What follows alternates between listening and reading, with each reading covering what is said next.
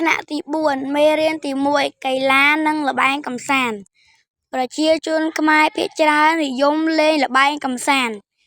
អ្នកខ្លះចូលចិត្តលេងល្បែងតាមរដូវកាលឯខ្លះទៀតចូលចិត្តលេងល្បែងបែបណាមួយជាប្រចាំ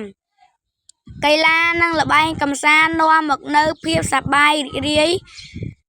ការលូតលាស់ផ្នែកប្រាជ្ញាសុខភាពនិងសាមគ្គីភាពមេរៀនទី2សហគមន៍ជឿនលឿនសហគមន៍ជាកន្លែងដែលប្រជាពលរដ្ឋរស់នៅធ្វើការងារនិងកម្សាន្តសហគមន៍ជឿនលឿនសំដៅសហគមន៍ដែលប្រជាជនមានការចេះដឹងមានជីវភាពធូរធារមានសេចក្តីសុខសុវត្ថិភាពរស់នៅមានសណ្ដាប់ធ្នាប់និងមានការរីកចម្រើនគ្រប់ផ្នែក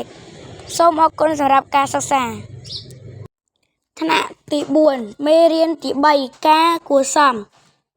ខ្មែរយើងប្រកាន់យកឥរិយាបថសមរម្យជានិច្ចក្នុងការរស់នៅឥរិយាបថទាំងនោះមានការដើរការដេកការឈរការអង្គុយនិងការនិយាយស្តីអ្នកដែលមានឥរិយាបថឆ្គាំឆ្គងតែងត្រូវគេរិះគន់ចំណែកអ្នកមានឥរិយាបថល្អអ្នកផងតែងកោតសរសើរស្រឡាញ់រាប់អាន